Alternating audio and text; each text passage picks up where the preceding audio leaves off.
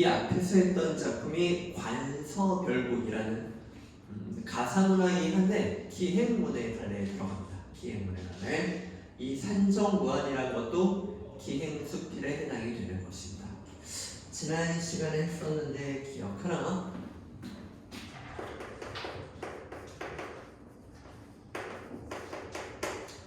여행을 다니며 거기서 느낀 감정 같은 것들을 적는 것이지. 기행문의 3요소 문제 선지에서 이 용어들을 쓰니까 이 개념들을 알아둬야 돼. 기행문의 3요소는 뭐였지? 여정. 네, 여정. 관서별곡도 관서별곡이 나오면은 아마 관동별곡이라는 고등학교 필수 가사랑도 비교를 시킬 텐데 거기에도 기행문에는 다 여정이 있어요. 여행한 과정이니까 들렀던 공간을 말합니다.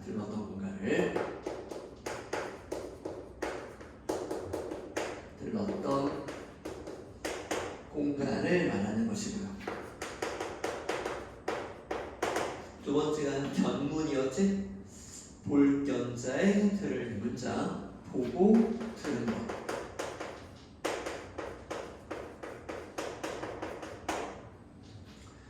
본 것을 묘사하는 게 좀 많고 그 마을의 전설에 대해서 들었다. 마을 사람들한테 이런 것도 견문에 해당합니다.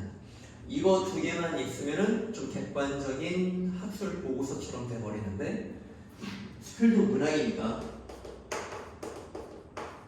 감상, 이렇게 주관적 느낌.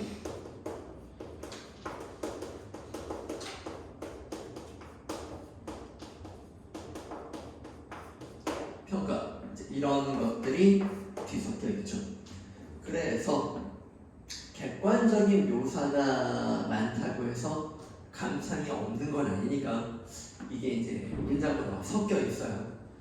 어느 부분에 밑줄이 쳐져 있냐에 따라서 객관적인 견문에 해당되는 것인가, 주관적인 감상이 나오는 것인가, 밑줄 쳐진 것을 보고 그때 반응을 해야 합니다. 자, 산정무안이라는 작품 볼게요. 이 작품 되게 중요해요. 왜냐면 옛날에 국정교과서 때부터 거의 필수로 애를 가르치도록 베이스로 깔려있는 작품이기 때문에 좀 맘 놓고 문제를 내는 경향이 있는 작품입니다. 내신에서도 많이 나오고 수능에서도 많이 건드리고. 자, 가볼게요. 자꾸 깊은 산속으로만 들어가기에 산속으로 계속 들어가고 있는 중이고요. 어느 세월에 이 골을 다시 헤어나 볼까 두렵다. 정서 태도는 문학에서 핵심이라고 했지? 좀 두려워.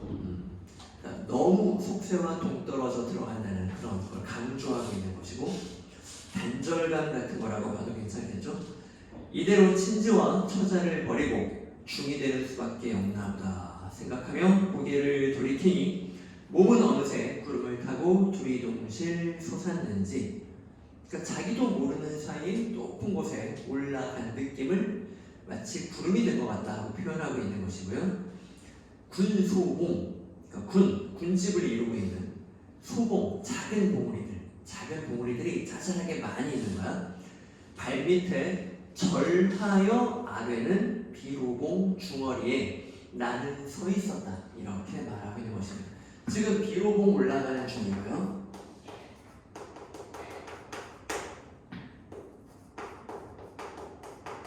올라가는 중. 비로봉이 압도적으로 높다는 걸 알 수 있죠. 지금 비로봉 중턱이 있는 것이고 그 밑에 작은 군소봉우리들이 이렇게 있는데 그게 마치 내 밑에 절하고 있는 것 같다라고 말하고 있는 거예요. 그러면은 뭐 고등학교 과정에서 형식상 일반화, 그러니까 표현 기법 잘 나올 수 있겠죠. 절함에 있는 것 같다. 의인법으로 비유하고 있는 거 잘 물어볼 거고, 그리고 내가 높은 곳에 올라가서 밑에 작은 것들이 싹 내 밑에 절하고 있어. 거칠 것 없는 호탕한 기상, 이제 이런 것들에 대한 정서, 이걸 호연직이라고 하죠. 그렇죠. 호연지기를 느끼기도 하고, 아까 이곳으로 계속 올라가고 있는데 깊은 산 속에 들어갈수록 속세와 너무 멀어지는 것 같아서 두렵기도 하다. 그러니까 속세와 단절감, 오케이? 이제 이런 정서들을 느끼고 있어요. 자, 여기서부터 날씨는 급격히 변화돼요. 내용 확인 문제는 쉽죠. 날씨가 확 변하는 거예요. 이 골짝 저 골짝에 안개가 자욱하고 음산한 구름장이 상어리에 감기더니 은제 금제에 다다랐을 때, 그러니까 비로봉 중어리 같은 경우도 여정이고 은제 금제도 여정이고, 여정이 드러나 있죠. 은제 금제라는 여정 공간은 은사다리 금사다리라는 뜻인데 좀 하얀 이끼가 덮여 있기도 하고, 금제라는 곳은 누런 이끼가 덮여 있어서 이제 붙은 이름이에요. 기어코 비가 내렸다. 젖빛 같은 연무가 짙어서. 그러니까 지금 이 작품이 출제가 된다면 포인트가 단순히 여행을 하는 이제 그런 공간, 여기서 끝나는 게 아니고 보고 들은 것들을 기록하는 객관적인 소설뿐만이 아니라 아주 현란한 비유법 같은 수사법을 써서 자기의 정서를 유창하게 드러내는 것, 이 기법에서 아마 문제가 좀 많이 출제가 될 것입니다. 그러니까 이런 글을 할 때는 지급법 썼다, 정말 현란하게 썼다, 이제 이런 것들을 잘 파악해 주셔야 돼요. 젖빛 같은 연무가 뭐냐? 슬로트가 못 가져왔어? 어떡하지? 패드는 있어? 그래? 어떡하지? 교재를 좀 준비해 왔어야 되긴 하는데 충전을 하면서 좀 들을 수 있지. 그러면은 친구 거를 좀 사진을 찍어서 좀 보자. 근데 그거 있어요. 뭐? PDF 있어요. PDF? 있어? 오케이, 저쪽에서 그냥 패드로. 지금 쪽수는 페이지 256쪽.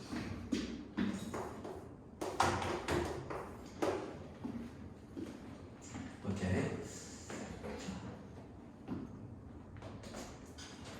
계속 가볼게요. 젖빛 같은 연무가 무슨 뜻이지?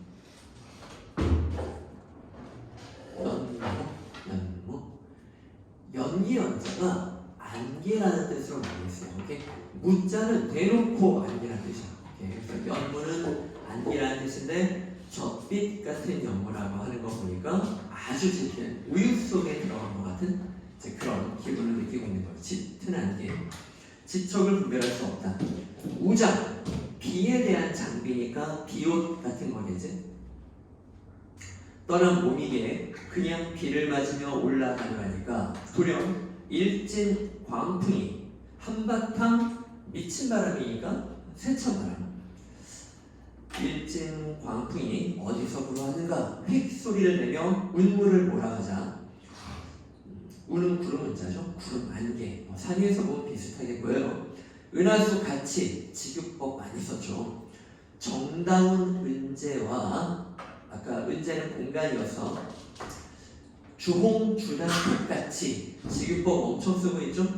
늘어놓은 붉은 진달래 단풍이.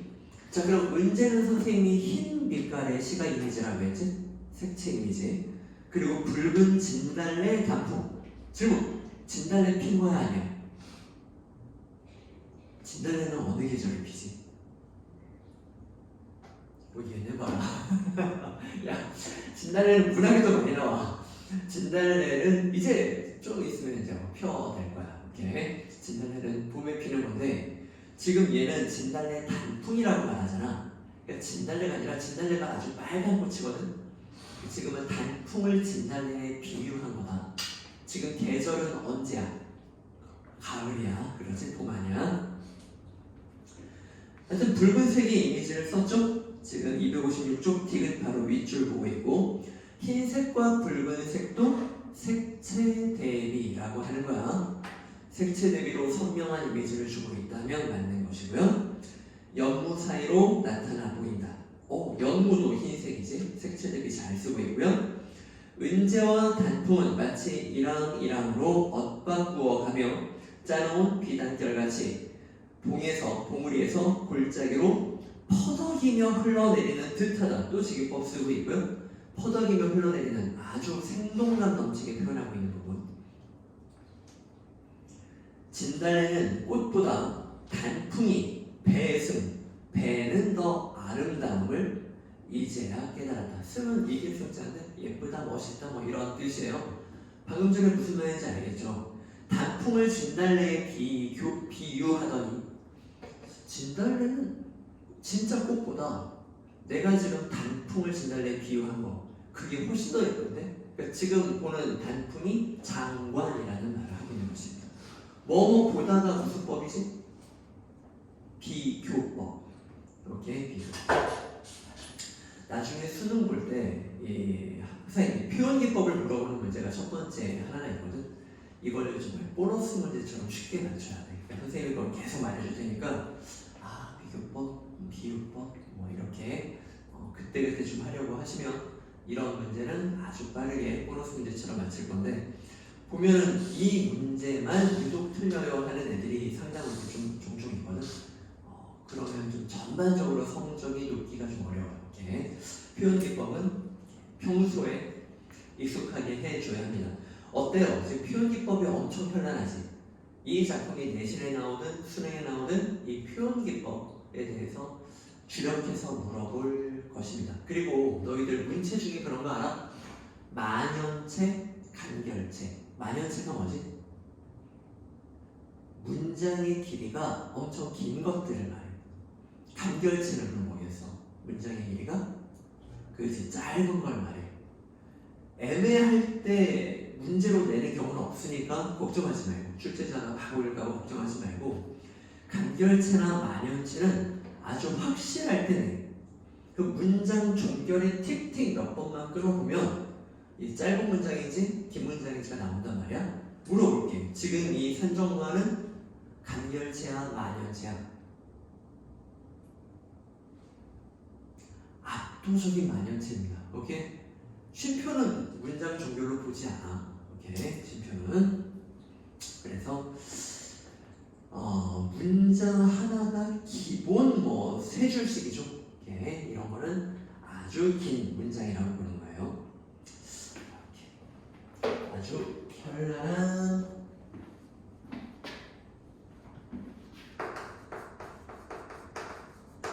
비유법, 비교법, 의법도 비유법에 속하는 거니까 만연체. 자, 그리고 수식 어구가 많은 걸 무슨 체라고 하지? 화류체라고 해요. 이렇게 수식 어구가 되게 좀 별로 없이 아주 간단하게 설명문처럼 심플하게 말하는 걸 건조체라고 하고요.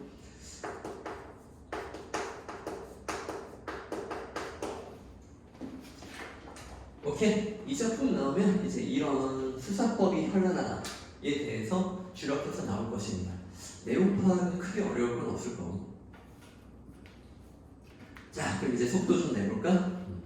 이 작품이 어떤 작품인지 우리가 파악을 했으니까. 오를수록 우세, 비오는 형세는 맹렬했으나 갑자기 날씨가 확 바뀌더니 폭우가 내리는 거야.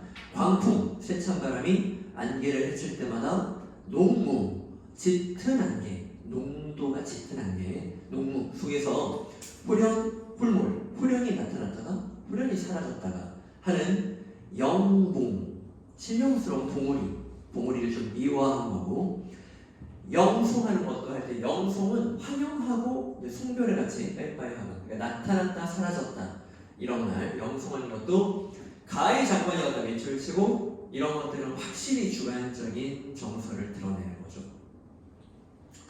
산마루가 가까울수록 비는 폭주로 내리붓는다.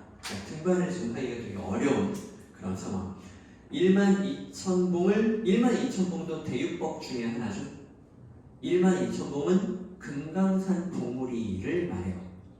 12,000봉우리가 있대. 옛날부터 전해져 내려와서 다시 세본 사람은 없을 거야. 근데 12,000봉 이렇게 말하면 금강산 봉우리들 단박에 창해 넓은 푸른 바다로 변해버리는 것일까? 우리는 갈데없는 물에 빠진 쥐 모양을 해가지고, 물에 빠진 쥐 모양은 좀 피식 웃음이 나오는 표현이에요. 웃음을 유발하는 걸 해학적이라고 하죠. 물에 빠진 쥐 모양을 해가지고 해학적인 비유를 하고 있습니다. 비로봉 절정에 있는 찻집으로 찾아들이, 이번 여정은 찻집으로 들어간 거야. 더 이상 등반을 못하겠다 싶은 거지. 유리창 너머로 내다보고 섰던 동자 어린아이가 심부름하는 애겠죠? 요즘으로 따지면 아르바이트 하는 애, 그치? 우리를 영접하였고 벌겋게 타오른 장독 같은 난로를 에워싸고 둘러앉았던 선착객, 먼저 도착한 손님들이, 나그네들이 자리를 사양해 준다. 이건 상황을 말해준 거고, 방금 상황의 의미는 다음 문장에 나와요. 인정이 다사롭기 온실 같은데. 자, 찻집에 들어가서 느낀 거 따뜻한 인정을 느낀 거죠. 그걸 온실 같다라고 또 직역법으로 표현하고 있고, 밖에서는 몰아치는 빛발이 어느덧 우박으로 변해서 와, 날씨 난리 났네. 창을 때리고 문을 뒤흔들고 금시로 천지가 뒤집히는 듯하다. 또 무슨 법? 지급법. 오케이? 뭐뭐처럼 뭐뭐같이 지급법. 그리고 아무리 우박이 내리고 난리가 난다고 해도 천지가 뒤집히는 게 쉬울까? 정도의 뻥이 쉬운 건 무슨 법? 과장법. 좋습니다. 오케이.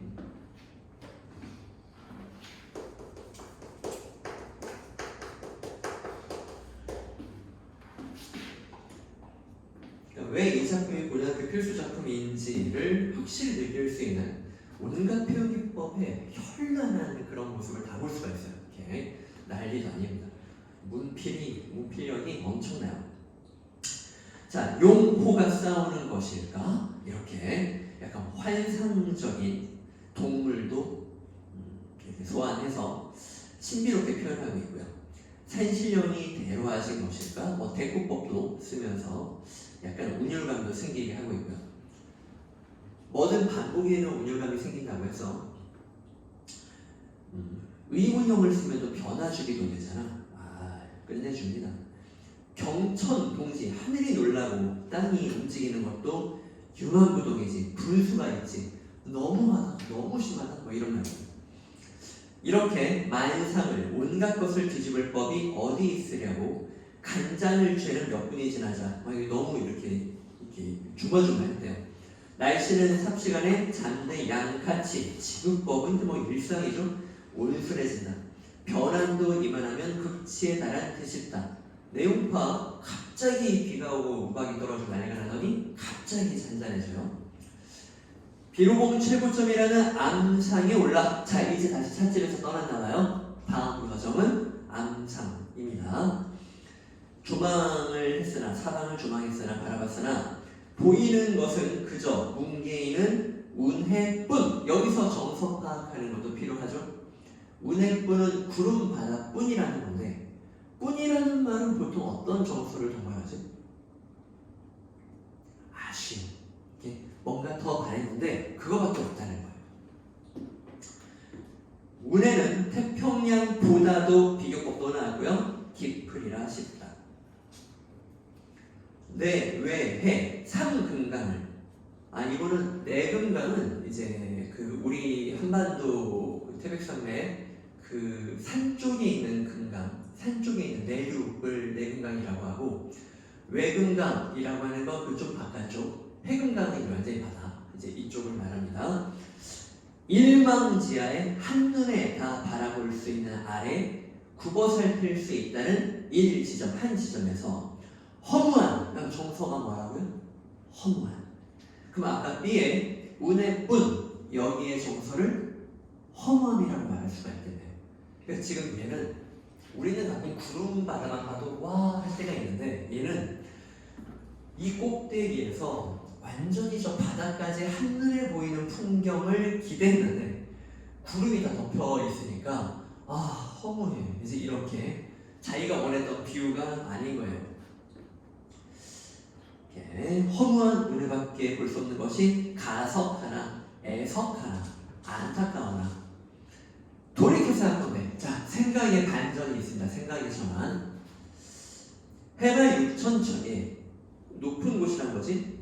신장 5척 자기 신장 키 5척을 가하고 우연히 거만하게 저립해서 우뚝 서서 만학천봉을 수많은 봉우리들을 발밑에 꿇어 엎드리게 하였으면 그만이지. 또 이법 쓰고 있죠.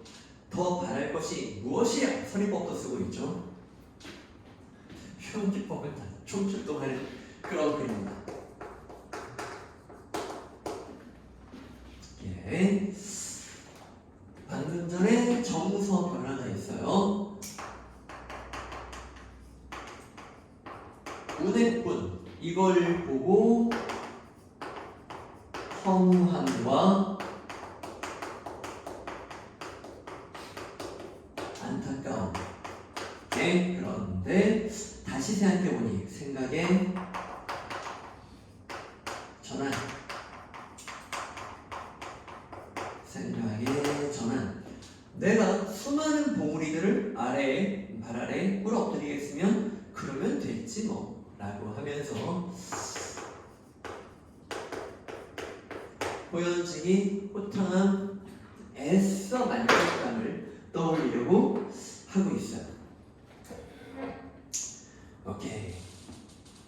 마음은 천군 만마에 그림하는 크리스 장군보다 교만해진다. 또 비교법 쓰면서 나는 교만해진다. 그래서 어떤 자부심을 갖기로 이 꼭대기에 올라갔으면 됐지 뭐. 만족감 이런 생각의 전환이 보이는 그런 내용들. 이런 거 있는지 테스트 많이 하자. 또 갑니다. 비로봉 동쪽은 이 다음 여정 또 다음 여정이에요. 여정 중심으로 진술하고 있죠. 비로봉 동쪽은 안암내의 살결보다도 비교법도 쓰고 있고요. 흰 자작나무 수여다. 자작나무 바다. 설 자리를 삼가 구중심처가 아니면 구중심처는 어딜 말하지? 9중으로 되어 있는 깊은 곳이라는 뜻인데 문 열면 또 문 열면 또 문 열면 또 문 열면 9겹을 한다는 거야. 그 엄청 큰 집이지. 이런 집은 궁궐밖에 없어요. 오케이? 구중심처는 궁궐을 말합니다. 구중심처가 아니면 살지 않는 자작나무는 무슨 수중 나무 가운데 공주던가 의문형을 써서 또 변화도 주고 자작나무를 공주라고 의인법으로 또 표현하고 있고요. 길이 저물어 닫힌 다리를 끌며 찾아든 곳이 애화. 이거 슬픈 애자. 슬픈 이야기 맺혀있는 용마석. 마이태자 무덤이 황혼에 고독했다. 자, 여기에서 느낀 정서는 뭐라고? 고독. 문학은 정서 태도 중심으로 읽어야 되겠지. 여기서 느끼는 건 고독. 이번 여정은 뭐라고? 용마석이 있는 마이태자 무덤. 마이태자. 근데 마이태자에 대해서 좀 알아두면 좋고요. 근데 우리는 수능을 대비해서 몰랐을 때를 대비해서 좀 추론하는 연습을 하고 마이태자가 누군지 알려줄게요. 능이라게 능이라는 야 무덤을 능이라고 올려 부르는 건 누구 무덤일 때야? 그렇지 왕 또는 왕족 태자잖아. 그러니까 얘는 왕자였어요. 너무 초라한 무덤. 화려했던 게 지금은 사라져 있어. 이럴 때 느끼는 정서가 뭐였지? 무상감. 네. 아름다웠던 게 지금은 아름다움을 잃었어. 화려했던 게 번성했던 게 지금은 사라졌어. 덧없음 무상감. 오케이. 그러니까 얘는 마이태자 무덤 그 옆에 용마 하늘을 날 것처럼 생긴 뛰어난 말을 용마라고 하잖아. 용마석 바위가 말 모양으로 있는 거야. 용마석이 있는 곳이 마이태자의 무덤이 있는 곳인데 이 곳에서 고독감, 무상감, 태자의 무덤이 왜 이렇게 초라해? 철책도 상석도 없고 상석은 이제 무덤 앞에 있는 제사 음식 같은 거 이렇게 되어 있는 책상 같은 그런 돌을 말하는데 이것도 지금 없다는 거예요. 그러니까 너무 초라하다는 거지. 풍림에 시달려 비문조차 읽을 수 없는 화강한 비석이 오히려 처량하다. 처량함도 지금 이어져서 무덤과 비에 젖은 두어평 잔디밭 테두리에는 잡초가 우거지고 계속 황량하게 표현하고 있고 창명이 이거는 환하게 저물은 선역 하늘에 빛이 좀 들어오고 있고요. 화석된 태자의 애기는 사랑하는 말이라는 뜻이에요. 나중에 너희가 차를 구입하게 되면 장난삼아 나의 애마, 나의 애기 이렇게 부르기도 하고요. 애기 용마의 고요 외로운 그림자가 슬프다. 뭐 보고 있는 거야 지금? 용마석 보고 있고 용마석 그림자를 보고 있는데 태자의 말이라고 생각하는 거야. 마이 태자의 말이 거기서 울다가 바위가 되었다 뭐 이런 전설이 있어요. 그래서 그런 것 같아요. 그래서 슬픔도 느끼고 있는 거죠. 무심히 떠도는 구름도 여기서는 잠시 머무는 듯 소복한 백화는 백화? 흰 나무? 자작나무를 말해요. 있지 않았죠? 아까 여기 자작나무 숲 쪽이에요. 자작나무가 나무 줄기가 좀 하얀색이거든. 캠핑 가면 많이 볼 거야. 한결같이 슬프게 서 있고. 에이? 야, 자작나무가 슬프게 서 있는 게 아니라 내가 지금 슬픈 거지. 무슨 기법이야? 대상의 인물의 감정이 들어가서 똑같은 감정을 느낀다고 서술된 거. 감정이 좋습니다. 눈물 머금은 초저녁 달이 중천에 서럽다. 달이 서럽대. 에이, 내가 서러운 거지. 이것도 감정. 오케이. 서러운 감정을 느끼고 있는 거야. 마이태자는 이제 뭐 고구려 백제한테 고구려 후 백제 여기 패색이 좀 짙은 그런 상황에서 얘는 끝까지 나라의 주권을 위해 싸워야 한다라고 말했는데 다들 항복해야 된다 이렇게 말해서 나라가 넘어갔고 얘는 슬퍼서 산에 이렇게 이곳에 틀어박혀서 마로된 옷만 입고 서민들의 옷이잖아. 그런 것만 입고 여기서 죽었다고 나와 있는 그런 사람이에요. 그 마이태자의 나라를 위하는 그런 마음이 느껴져서 나도 슬퍼. 무덤이 촬영한 거 보니까 더 슬퍼. 뭐 이러고 있는 장면입니다. 오케이. 좋아. 우리 좀 이렇게 강의 진행할 게 많으니까 문제는 요거는 좀 따로 풀어보고요. 저번에 하다는 게 있어서 관서별곡 나중에 기억을 되살려서 문제를 한번 따로 풀어보세요. 우리는 갈래복합 11강으로 갑니다.